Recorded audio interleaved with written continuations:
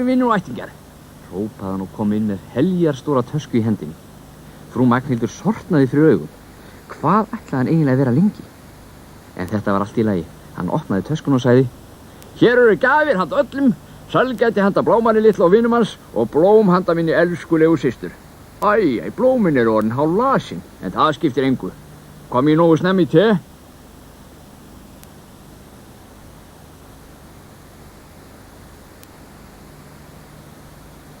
Ég vissum að ykkur langar til að vita hvað þau fengu með teinu. Þau fengu pilsur og franskar, rúsínukökur, appelsínur og mjólk. Freddi frændi sagði þeim sögur úr þjóðgarðinu og hvað hann skemmti sér vel þar. En þetta er þrægilega púl, sagði hann. Það þýðir ekkert að hangsa neitt þar. Og það þýðir ekkert að hangsa neitt hér heldur, sagði frú Magnhildur. Þó þú setti fríi. Fyrst þú ert nú einn af fjölskyldinu getur þú hjálpað mér að taka borðinu. Daginn eftir var föstudagur og strax eftir morgunverð fór frú Magnhildur að taka til það sem hún þurfti að nota í baksturinn. Ég skal hjálpa þér, sagði Freddi frændi. Ég skal taka til matinn. Frú Magnhildur þurfti að fara út að versla, svo hún sagði. Þó það, en skildi ekki allt eldhúsið eftir í róti og settu allt á sinn stað aftur. Má ég hjálpa Fredda frænda? Spurði Blámann litli.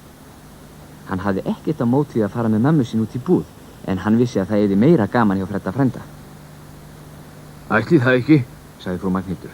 Hún var að flýta sér, tók innkaupaskjóðuna og fór.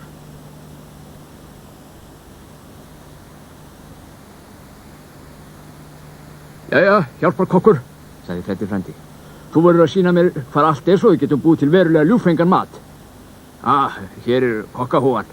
Og hann setti hvíta tehettu á höfuðið. Þú mátt vera með hana þegar það kemur að þér að hræra. Blámann litli opnaði búrið og Freddi frændi kallaði. Karrí, rúsínur, þurrka grænmeti, egg, hrísgrjón og vatn í skaftpotti. Nei, vatn í 2 skaftpottum. Og Blámann litli rétti honum allt sem hann baði. Það var ekki mikið pláss á borðinu svo að Freddi frændi var að ýta bökunardóti frú Magnhildar til hliðar. Þetta var geysilega gaman. Þeir geymdu hrísgrjónin í skál. Freddi frændi sauð egg þangað til að þau urðu grjóthörð.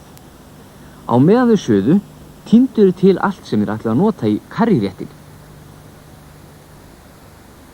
Þegar frú Magnhildur kom úr búðinni snerust þeir Freddi frændi og Blámann litli hvoru mannan í eldhúsinu, hlógu og flissuðu og rákust saman þegar þeir voru að skiptast á að hræra í pottinum. Frú Magnhildur leit á þá grunnsemdar augum, en allt virtist verið í lagi. Freddi frændi hafði kippt af sér tehettinu þegar hann heyrði til hennar. Hún sótti í skál og ætlaði að byrja á kökunni sinni, en allt í einu þyngdist á henni brúnið. Freddi, hvar eru eggin sem ég var búin að taka til? Því miður, sagði Freddi frændi. Við erum að búa til eggjakarrí og það er ekki hægt ef maður noti egg. Þetta var frú Magnhildur að viðurkenna, en sem betur fór áttu nokkur egg í ískápnum. Hún hrærði saman smjörlíki og sykri, bætti síðan eggjunum út í, svo hveitinu og loks rúsínum og kryddi. Á meðan smökkuðu Freddi frændi og Blámann litli á karríinu til að gá hvort það yrði ekki gott. Ekki svo galið, sagði Freddi frændi. Það bætti satt vera svolítið sterkara. Hann teygði sig eftir karríinu leið og frú Magnhildur teygði sig eftir kryddinu. Staukarnir tveir voru alveg eins og ég býst við að þið viti hvað gerðist. Frú Magnhildur var annars hugar og í ógáti stakk hún skeiðinni ofan í karrístaukin. Blámann litli ætlaði að fara að kalla mamma, en Freddi frændi lagði höndina yfir munnin á hann. Eigum við ekki að segja henni frá þessu? Muldraði Blámann litli. Nei, hvíslaði Freddi frændi. Þá þyrfti hún bara að byrja á kökunum sín upp á nýtt og þá yrðum við að bíða marga klukkutíma eftir að fá hádegismatinn. Svo þeir fóru aftur að eldavillinni og suðu hrísgrjónin með karríinu. Blámanni fundust þau mjög góð, en allan matartíman var hann samt að hugsa kökuna. Hún var bráðfalleg að sjá þegar frú Magnhildur tók hann út úr ofninum skömmu síðar, brún og stökk. Og þetta ekki handa svöngu fólki sem fær sér auka bitum miðjanætur, sagði hún og leit hörkulega á Fredda frænda. Og hún lét kökuna upp á efstu hillu í búrinu. Daginn eftir bar Blámann litli kökuna þangað sem basarinn átti að vera. Hann hafði enn áhyggjur af mömmu sinni og kökunni. Freddi frændi reyndi að hressa hann við með því að láta sem hann sæi ekki neitt fyrir stóra sólhattinum sem hann var með á höfðinu, en hann gafst upp á því þegar hann gekk á ljósastaur. Þegar þeir kom á staðinn urðu hin börnin himinlifandi glöð að sjá Fredda frænda aftur. Elísabet Leiknisdóttir og Raggi Rauðmagi voru í trúðsbúningum. Þau voru að selja happdrættismiða. Rappur Vestmann bauð krökkum í það sem hann kallaði kókosnetukast. Hann hefur svo gaman að kasta alls konar hlutum. En að því hann hafði ekki getað náð í kókosnetur, urðu þau að notast við dósir undan gosi. Hjálmfríður hertugafrú var dómari í blómasamkeppninni. Mikið vildi ég að mamma hefði komið með blóm en ekki köku, sagði Blámann litli við Fredda frænda. En það var of seint. Frú Magnhildur lét kökunni sína á borðið hjá hinum. Hún lét spjald hjá henni sem ástóð ávaxta og kryddkaka, en ekki nafnið hennar, bara númerið, sem var 12. Dómararnir mátti ekki vita hver átti hvaða köku. Svo kallaði maðurinn með gjallarhorni. Og þá það kökukeppnin. Og allir söfnuðust að kökuborðinu. Dómararnir 3 skáru litla sneið af hverri köku á borðinu. Svo sögðu þeir eða eða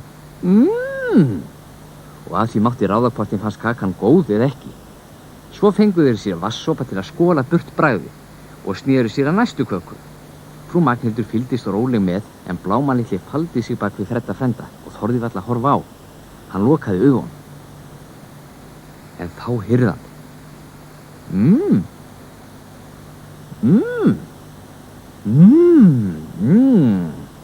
Svona sem menn gefa frá sér þegar þeir eru ánægður með eitthvað.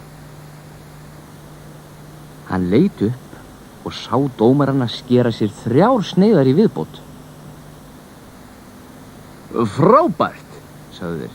Mjög sérkennilegt og gott bragð. Og þegar þeir voru búnir að bragða á öllum kökunum, voru þeir ekki í minnsta vaða. Númer 12 var besta kakan. Dynjandi fagnaðarleiti kváðu við þegar frú Magnhildur gekk fram til að taka við verðlaununum sem voru úttekt í kjörbúðinni. Mikið þetta góð kaka hjá þér, Maddi, sagði hertugafrúin. Þú verður að láta mig fá uppskriftina. Hún svo sem ekki flókin, Fríða mín, sagði frú Magnhildur. En þú veist að góður kokkur segir aldrei leyndarmálin sín. Við eigum nú líka leyndarmál, hvíslaði Freddi frændi. En þá sáu þeir að frú Magnhildur horfði á þá, svolítið skrítin á svip, ekki reið, heldur íhugandi. Hún veit það, hugsaði Blámann litli. Ef frú Magnhildur vissi það, gætti hún þess vel að minnast aldrei á það. En síðasta daginn sem Freddi frændi var í heimsókn, bakaði hún litla köku, sem var alveg eins á bragðið og sú sem hún hafði fengið verðlaun fyrir á basar.